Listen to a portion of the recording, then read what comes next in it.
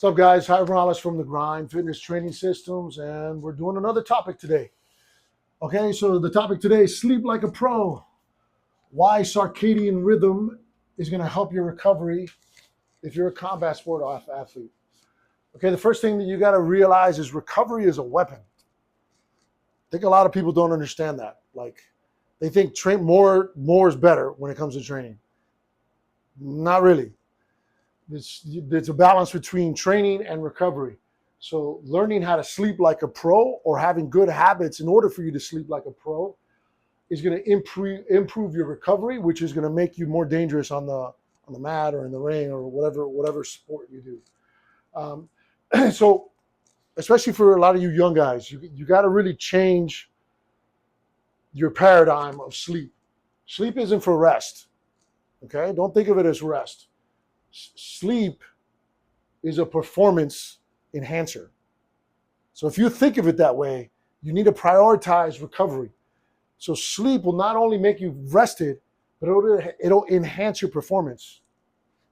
Why wouldn't you want to do that? Okay, so circadian rhythm. What is circadian rhythm? It's your internal 24-hour clock. So not only is it internal, you got to realize a lot of people forget that we're animals. We're still mammals. We're I don't know if you believe in God, but we were created by God, by this planet. We're attached to the universe, and the universe is not in an office building. The universe is not inside your gym where there's a building. It's out in nature. Okay, so your internal clock is somewhat dictated, not 100%, but somewhat dictated by the sun.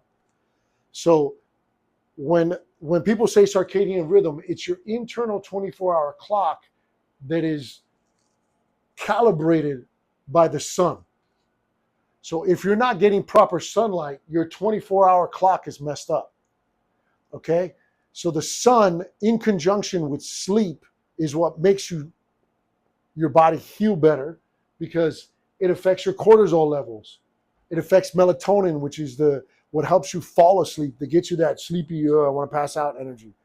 And then at the same time, while you sleep, it increases your testosterone and your growth hormone, which means that you heal, you get stronger, you build muscle. So focusing on the circadian rhythm and making sure that your sleep is why it's going to enhance your performance. Now, timing or when you go to sleep is actually more important than the hours slept.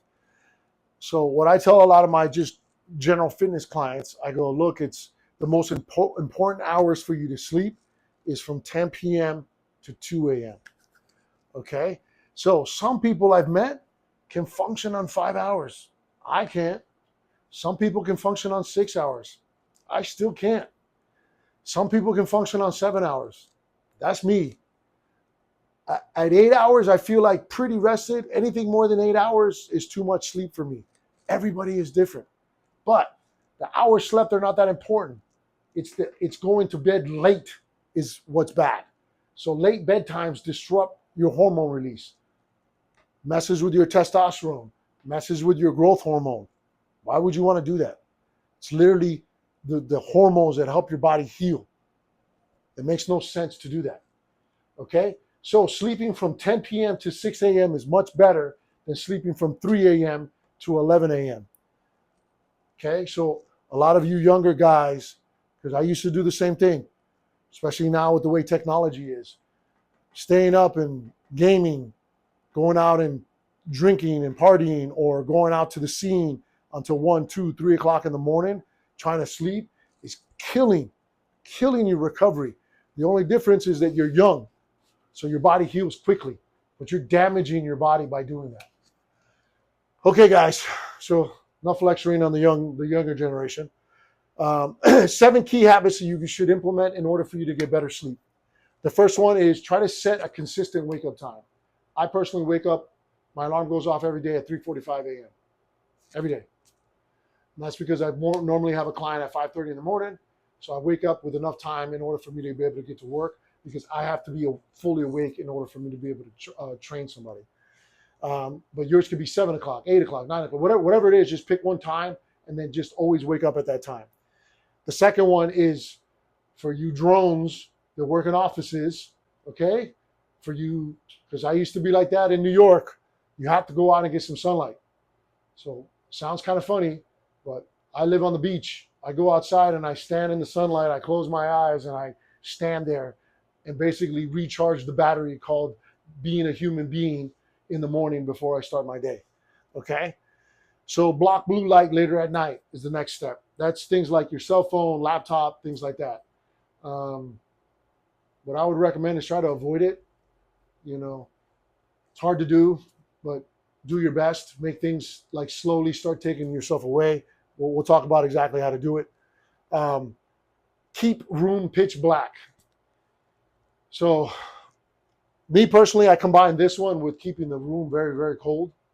So the combination of your room being pitch black and the room being very, very cold just tells your body it's time to go to sleep. Another step that you need to do is train at the same time. I train almost every day. If I train, is anywhere between 2 and 4 p.m. I don't really like training in the morning, and I don't like training at night. I try not to, but I know life gets in the way. But try to keep it consistent. The more sporadic you are with your training, the more it's going to affect your sleep. Avoid late meals.